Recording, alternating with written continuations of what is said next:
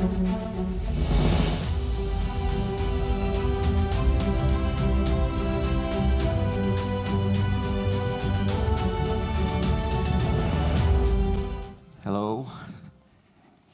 So let's start this panel.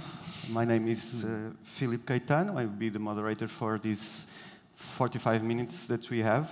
Unfortunately, one of our guests is not going to be here because in this case, Rodrigo have to come back to Brazil earlier. But I have the pleasure to be here with Andrew Mitchell, and online will be also Eila Kreivii from European Investment Bank. Hello, Elsa. Hello. You were speaking from Luxembourg, no? Well, actually, I'm in Helsinki currently. Oh, nice. So we are going to talk about sustainable funding mechanisms and how also the North and South can help each other. And maybe we can touch also in specific cases also with Andrew that has a lot of experience on that. But Elsa, we start with you. Of course, we touched some details. And there is some, maybe you can address between this, your experience of being in a big European body, that is the European Investment Bank. Also, what is the role of this European body, and how can help on bringing more sustainability and impact in companies, and bridging also between the North and the South? Yeah, well, that's a small question for starters. Yeah, that's just to start the conversation. Just a warm-up. Yeah, okay. Well, we have several roles, I would say. First of all, since we are a bank, a financial institution, is of course what we do in terms of lending and what is attached to lending, i.e. advisory services. So we lend to clients, mostly in Europe, but also it's between 10-15% outside EU, which is actually in large volumes. That's a reasonable volume as well. And we also, since we have decided some years ago that we are what we call ourselves now the EU Climate Bank. We have quit financing fossil fuel projects. I think we are still pretty much the only one who has just quit fossil fuel, full stop.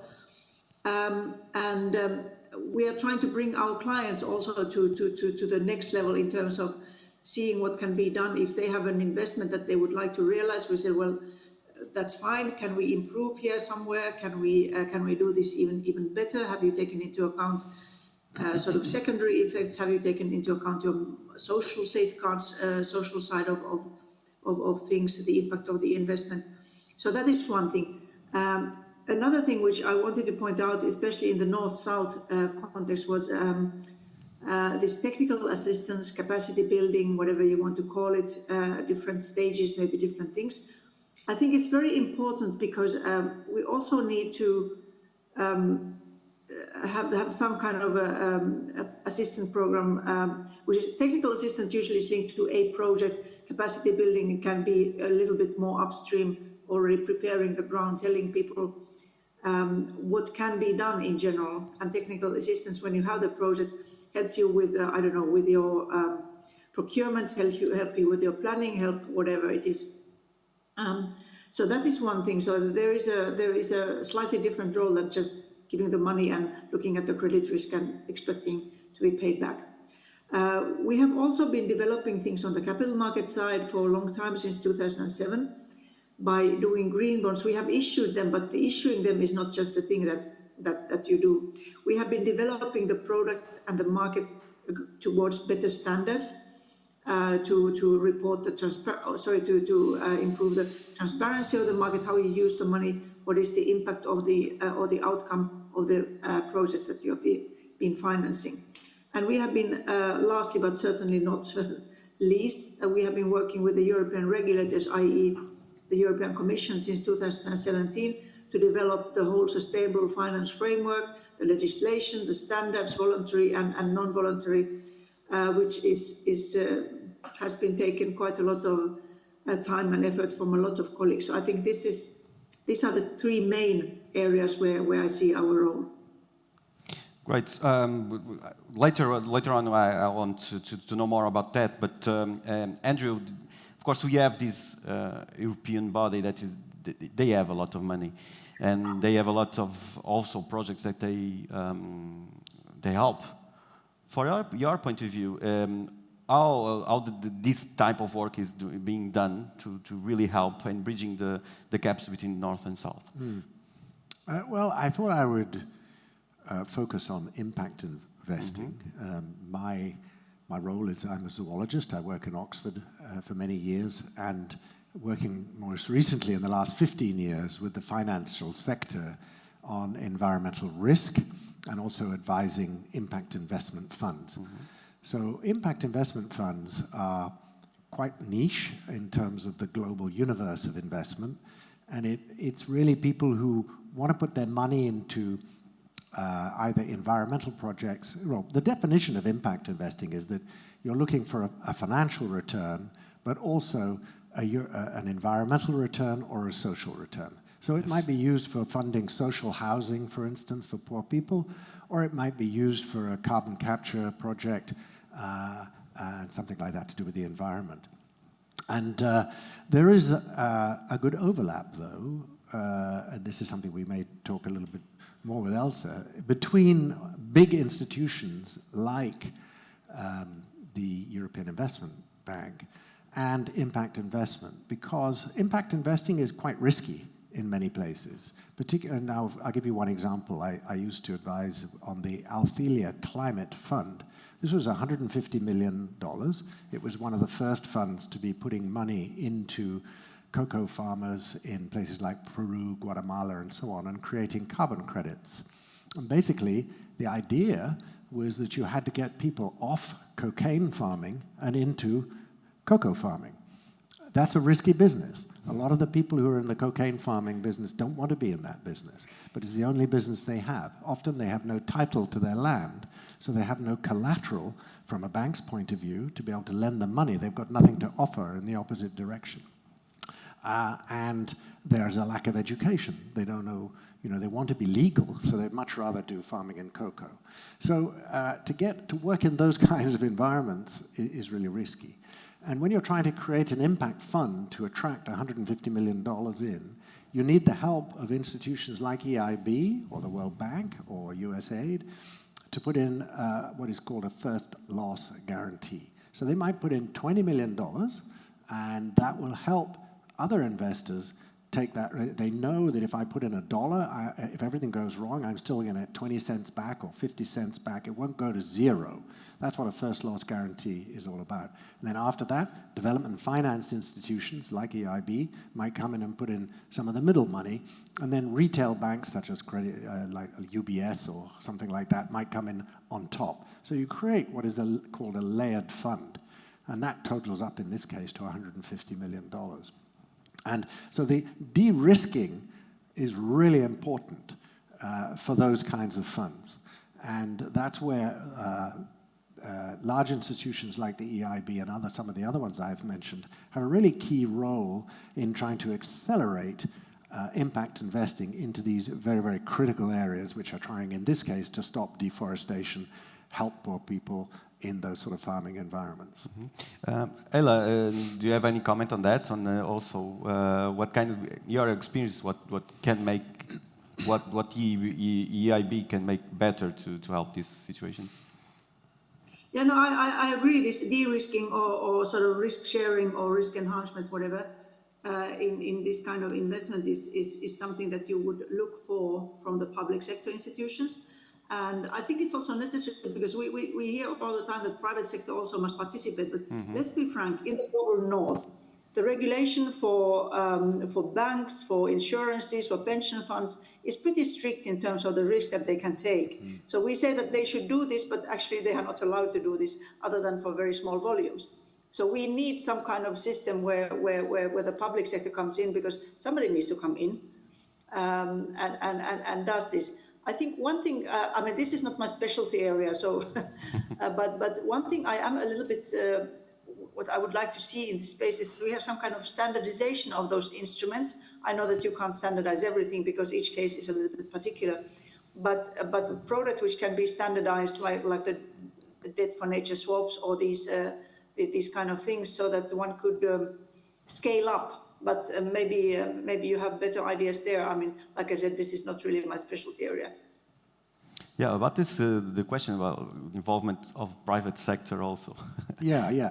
Well, look, because the public bodies, they are there, Yeah. and the governments, and so. Yeah, I mean, development banks have more capacity to do these risky things than, say, a pension fund. A pension fund cannot enter into those kinds of investments because they're just too risky and there's no guaranteed returns.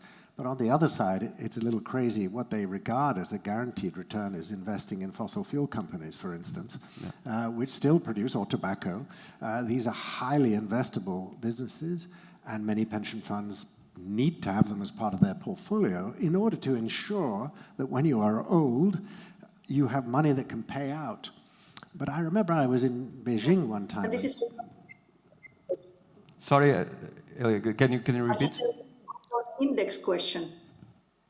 I'm sorry, I didn't understand your question, but if I may just finish my point. Yes. I was in Beijing with a pension fund manager there a number of years ago, and a Chinese one, and he said to me, you know, we're beginning to ask a question. You know, they have a lot of pollution in China, a lot of pollution around Beijing at the time. It was just before the Olympics. And he said, you know, we've been asking ourselves this question, that what is the point of having a pension fund that when it pays out, the world is dead, or you can't breathe the air? And we were discussing, there's no point in having a pension fund that's investing in lots of fossil fuels that are going to destroy our atmosphere just because it's going to pay out when you're 60 years old and you can't breathe the air. I mean, that doesn't make any sense at all. That is not a prudent investment. But today, it's quite hard for many asset managers that I speak to say, well, you know, if we don't do anything in fossil fuels and we don't do anything in tobacco, or we don't want to do anything in weapons, the universe of investments that we have left over for our clients becomes smaller. And they find it difficult to know where to place that money. And that's one of the challenges that they face. And do you want to comment, Eila? What was your question? No, I was just adding that it's also because if you are an institutional investor, you follow some kind of index most of the time, and these indices, they contain the fossil fuel industry and so on. So it's very difficult to deviate from that. I think we also need those Paris alignment benchmarks. We have now those being developed in Europe, but it's and even if you have, and this has been until today, that even if you want to say that you are a sustainable finance fund, you still have to stay within the tracking error. So we're just putting shackles into people's ankles, and then we say jump. No, but there are also these I figure that you also are worried about this, and take seriously the UN HLEGs and recommendations and net zero commitments and these fossil fuel investments, no? That links to it exactly, because what they said, they had made, there was a high-level expert group by the United Nations, and they published their report last year at the COP27, and that was about sort of non-sovereign entities, so banks and corporates basically. So and they said that, well, if you have a net zero commitment for 2050, for example, then first thing to do is stop financing new fossil fuel investments today. And then they said also, forget about offsets and stop lobbying. And this is, I think, everybody who flaunts their green business usually is doing plenty of fossil fuel investments, still financing them, is using plenty of offset and some of them even lobbying. So I'm just a bit frustrated that we are always talking about the green and sustainable, but then we are not looking into the other side. And if you don't make that visible, then I think we are a little bit lost what is actually happening. So everybody wants to look at the good things that you have in your balance sheet that you are doing business with, but then we forget the other side. And that to me is just as important. Are you getting to net zero by increasing 100 and then decreasing 100? Or are you just going to be zero or almost zero? There's a big difference in those approaches. But we listen about the Western countries' perspective, no? Is this the same perspective that we find in the South? Well, the perspective in the South is very different, and particularly if you look at the climate negotiations, for instance, which are now going into their 28th year, the COP28 in Dubai, which is happening very soon. And there have been commitments made by mainly Western countries to put in 100 billion a year, and so far we haven't even got close to the first 50, I would say, in deployed capital. And there's a question around the debt. There's a moral debt in that the West has created the climate crisis because of the Industrial Revolution and all the carbon that was emitted through our industrial processes. It's not been created by the poor of India or China, even though China is one of the biggest emitters in the planet. But the per capita, the amount of emissions per head are many, many times smaller than, say, the United States. So they always argue in the negotiations that the money must come from Europe, and mature democracies like, not necessarily democracy, but mature industrial nations like the United States and Europe should be paying for this debt. And this makes all the negotiations go really difficult. It's really slow. It's the same in the biodiversity COP, which is under the Convention on Biological Diversity. The same kind of debt issue comes up where the demands for food that you have put on us has resulted in the destruction of our landscapes to grow your food, which is then sent to America or sent to Europe. So to put that back, and you're now asking us to pay to put that back, you should pay to put that back. And this kind of debate holds up the financial flows considerably.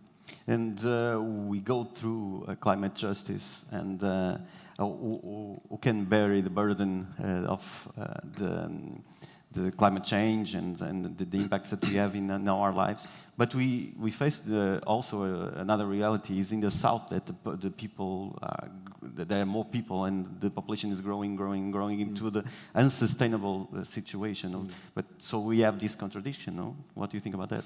Well, I think Satya, when we were discussing this yesterday, made an interesting point. Satya Tripathi used to be the Deputy Secretary General of UNDP, the United Nations Development Programme, and he made the point that it all kind of depends when your emissions peak.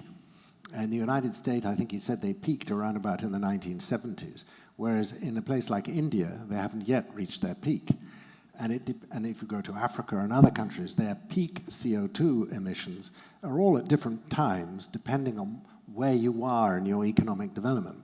So to hold countries to ransom and say, you must stop, we peaked a long time ago, so it's easier for us to come down now, but they still want to give a fridge or a car or something simple to their people. They don't say, well, we want to get to that peak and then we'll come down. Yes. So the timing of these peaks is a lot what the debate is about, whether it's China or India or Europe. And so there is that question of how which peak do you do? And you can't really expect those nations to cap their emissions in the same way they will be done in the West. In this case, Eila, for your body, the body that you work for, the EIB, is this also a worry when you finance projects, and also the impacts that you bring from the south or from the outer space from European Union? Yeah, sorry, there was a little bit of a couple of seconds when this thing froze, and I didn't hear quite all of that. But I would say that, yeah, of course this is, but at the same time one could say that, of course, the emerging market countries don't need to go through exactly the same path as US and European countries have done. They can benefit from much more information and technological advances we have had to leap over some of the worst phases, just like they did with the telephone lines. I mean, there were many countries who never dug up the landlines. They just went directly into mobile technology because it was quicker and faster. So they can do this, for example, in energy. It's in the southern hemisphere. We certainly have a lot of fairly democratic and free energy available, but it needs to be built, and somebody needs to finance it. So I think, yes, there is a discussion to be had about the fairness of it all, but I wouldn't say that also not every country needs to go through the same path as we have had. But it's fair to say that in European Union there is a consensus that of the impacts in daily life and also in financing from to more sustainable companies. And do you have this? How this works for you? Is there intertwined in your ways of from the financial financing mechanisms, the transparency of these situations? Well, basically, we have a very similar set of rules and criteria for wherever we finance in terms of carbon emissions, in terms of biodiversity, etc., etc. Where the main difference comes in is the availability of that information and data, of course. In EU countries, we have a fairly similar legislation from one country to the other, but we have data available, which is not necessarily the case if you go to Africa or Latin America or Asia, the poorer countries there. So the criteria per se for us are the same, but how you satisfy your curiosity and your need for data, it does vary according to the area, to the country. Mm-hmm. Is this when we think in Brussels or in Luxembourg or European bodies, we think in bureaucracy and it's like this type of financial mechanisms they are really tough and to get. And do you think it's that there is a way of helping more people and to have more impact in regular companies and smaller companies? Well, we hear a lot of discussion around, that there's lots of money around, but there are not enough projects. Mm. And particularly in the area of, say, nature-based investing, yes, where you might want to stop deforestation, help a local community, or something on that sort of scale.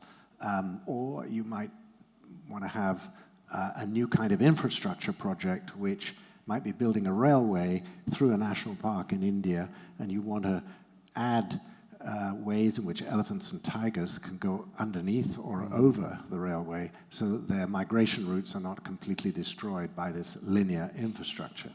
And so these are two very different kinds of scale of project. Often with impact investing, the ticket sizes usually are looking for 5 million to 10 or 20 million.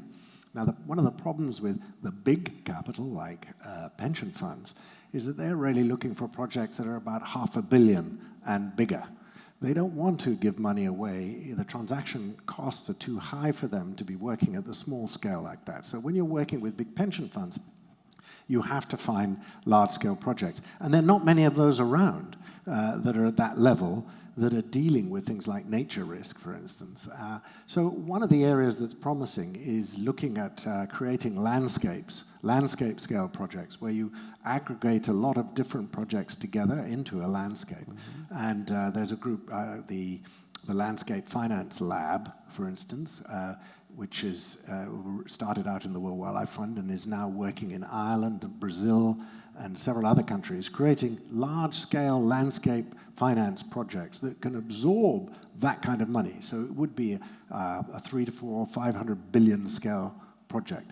And we had some experience of that in Indonesia when trying to set up the Indonesian Tropical Landscape Finance Facility, quite a number of years ago now. And the ambition of that was to have a $1 billion scale project in tropical landscapes that would stop deforestation and produce commodities that would be done sustainably.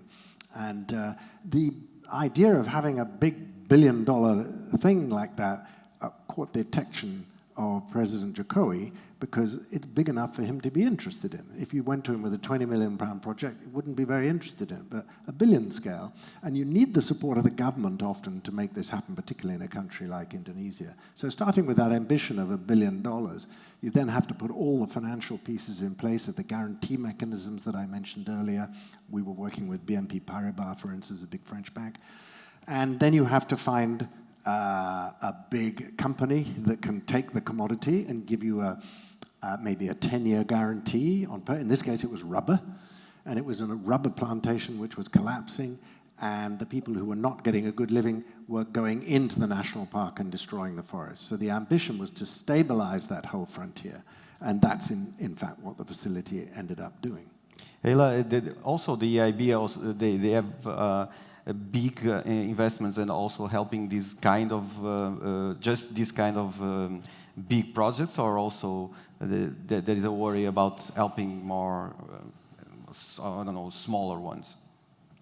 Well, I mean, given that we are pretty large, I mean, I think our specialty or our bread and butter are the large projects. Yeah.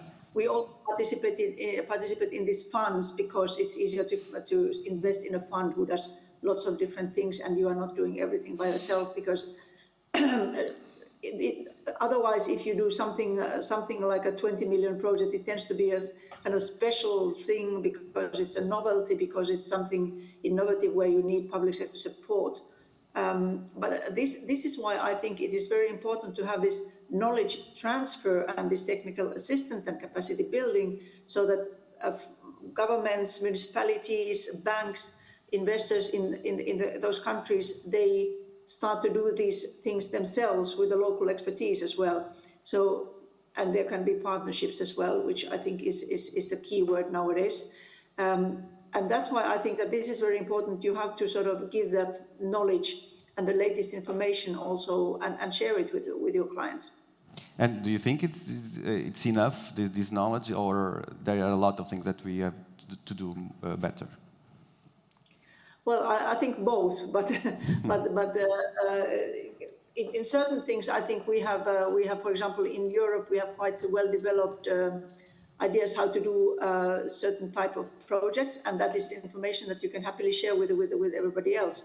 But and I've been listening to the same thing from some of our clients, from the G20, so what is it, Sustainable Finance Working Group, that countries and clients, they say that, well, when we have an investment and we come to you, and I think this goes for all the MDBs, it's not EIB specific, then you can give us technical assistance and tell us how to do. But we need this learning curve to start a few steps more upstream, i.e.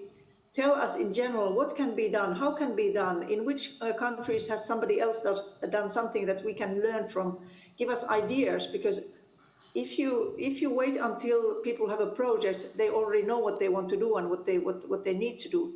Sometimes you need to give these ideas, what is feasible, what technology is out there, what know-how is out there, either to be shared or to be bought.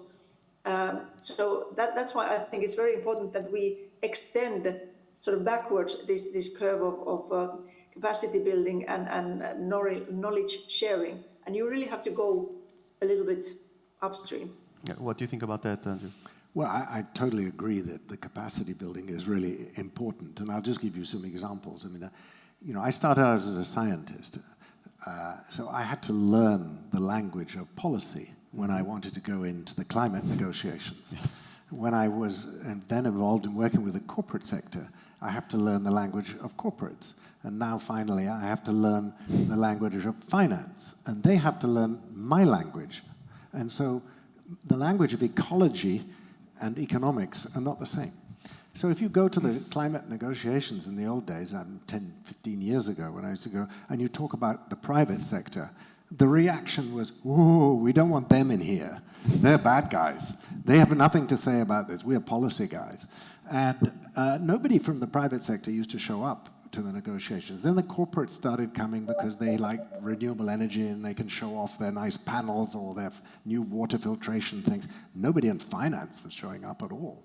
Only in the last few years has the finance sector really started to go in. The first people to show up are the people who feel threatened, because they're financing fossil fuels and they think their product may go out of business, so they all want to find out what's going on and influence the negotiations. Now it's different. They're people looking for opportunities.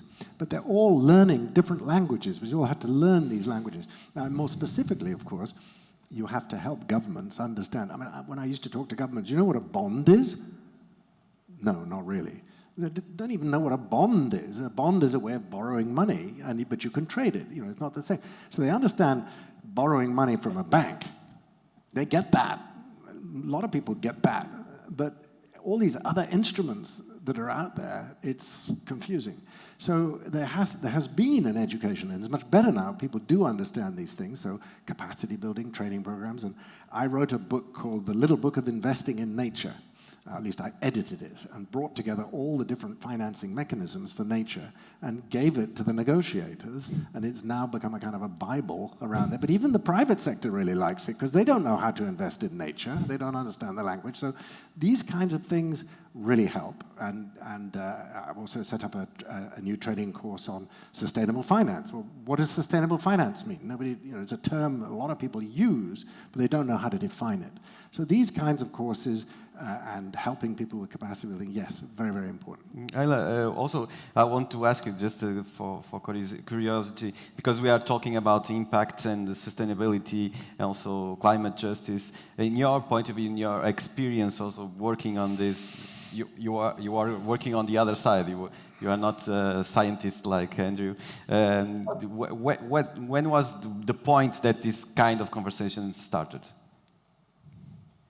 That's a good question. I would say maybe started 10 years ago, gradually. I mean, when Green Finance started, Green Bond started in 2007, but we did not have this dialogue back then. Maybe 10 years ago, maybe 7, 8 years ago. And I think it has intensified quite a lot in the last, I would say, maybe 2 years. Mm-hmm. So yes, we are getting this, like I said, I mean, I have learned to, well, I'm still learning the language of science, which was something that I never needed. I'm a finance person. So yes, we all need to learn a lot of different languages, which has made the career very interesting, that all of a sudden, quite late in your career, you start to learn new things, which is great and very important things, and start to understand also the linkages between different things, which was not very clear. I have to say that at EIB, I spent in the capital markets of EIB 26 years, and it was only in the last, I would say, 5 to 7 years that I needed to talk to people on the asset side. Before, I didn't care where the money went, we were just funding it. Now it's a very, very different dialogue, and EIB is not the only bank who says this. This is, and even sovereigns say this, that now the ministries who want to invest the money, they are actually coming to the Ministry of Finance to tell what they want to do, and would that qualify as green? So the whole dialogue has become so much more intense at all levels. Well, we are watching you are witnessing the change, no? So you push so many years for this awareness, no? Yeah, I've been 50 years at this kind of thing, and I started out as a zoologist hugging trees and orangutans, and now I hug asset managers and bankers instead, because you can't save the trees by hugging them.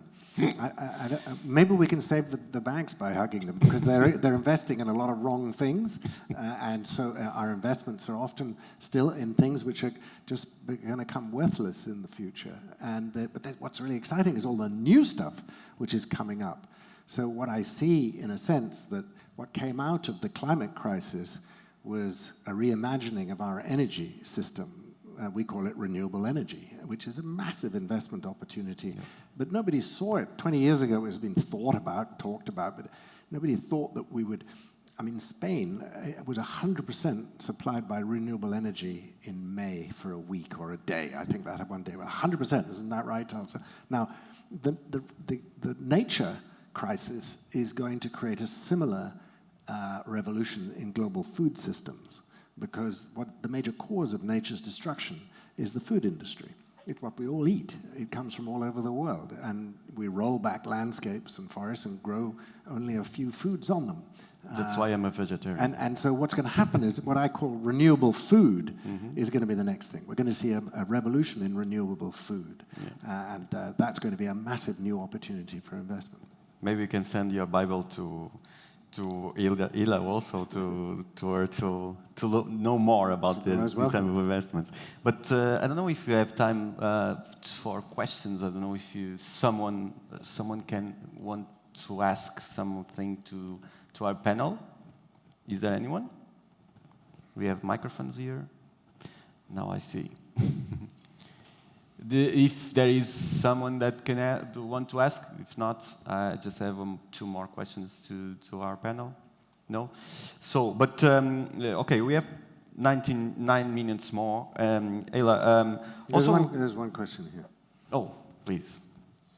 Thank you. Hello, Andrew.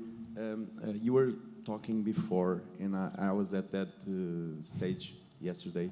We were talking about the India and China and stuff that didn't peak yet, the emissions.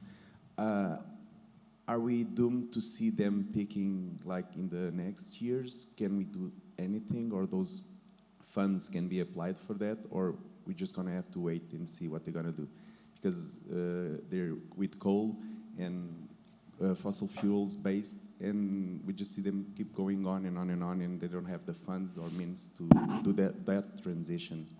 Like well, us in Europe. I'm not in the Chinese government, nor am I in the Indian government, but you can listen to what they say, and they have given their targets. I think, if I'm right, Nelson will probably correct me, I think India said something like 2070, and China 2050 to reach I'm not sure about China, so don't quote me on it, but each one sets its own target. And now, will they get there, or will they not get there? I think what you need to look at in the case of China is look at what they're actually doing. And unlike many other countries, they actually do what they say. And so they are the biggest in renewables, they're the biggest electric car manufacturer, they are really tackling water pollution, chemical water pollutions, which factories were pouring into their own rivers. They're the biggest planter of trees on the planet. I mean, it's amazing what is going on in China.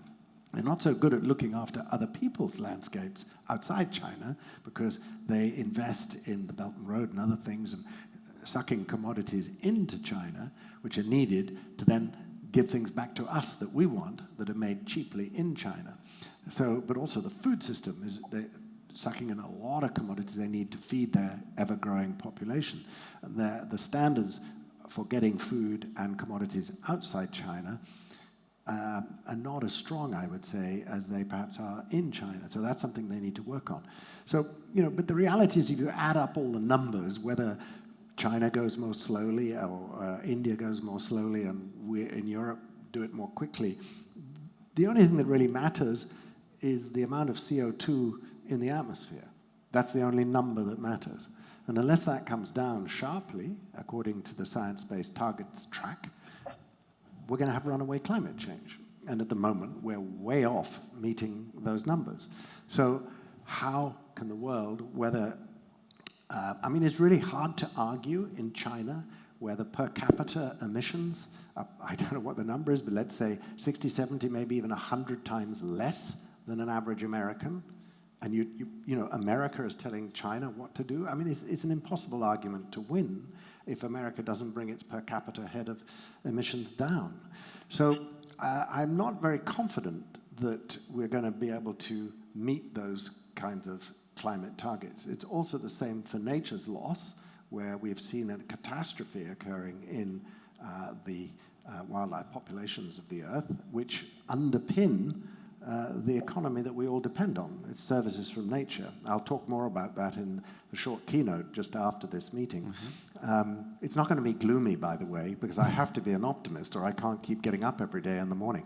So, but it's not great the way things are going. So I suspect we will go through, in motor racing, what in English we call a chicane, which is when all the racing cars come running in and it gets really narrow, and then they have to fight to get through, and who gets through wins the race. I think we're heading to something like that, and it's going to get really messy, and then we'll come out the other side, and that will take place over the next 50 years. I wish I would live long enough to see who's going to come out the other side. Thank you. Anyone else? Eila, I want to ask you about this cooperation between the global north and south, and picking on this idea from Andrew. And we face that European Union, of course, is a very strong economic bloc, but with this awareness of impacts and sustainability, but the principal challengers from Europe, like also that you can see in Asia, or India, or China, or other economics. What do you think about that? And because they are in the south, and but they also have their specific path, and they want to go to the Shinkansen and be first to go through. Well, I would just say, since I think we are running out of time as Yes, well, you were just ending, yeah. I think we have to get rid of this idea that we are all doing it for somebody else.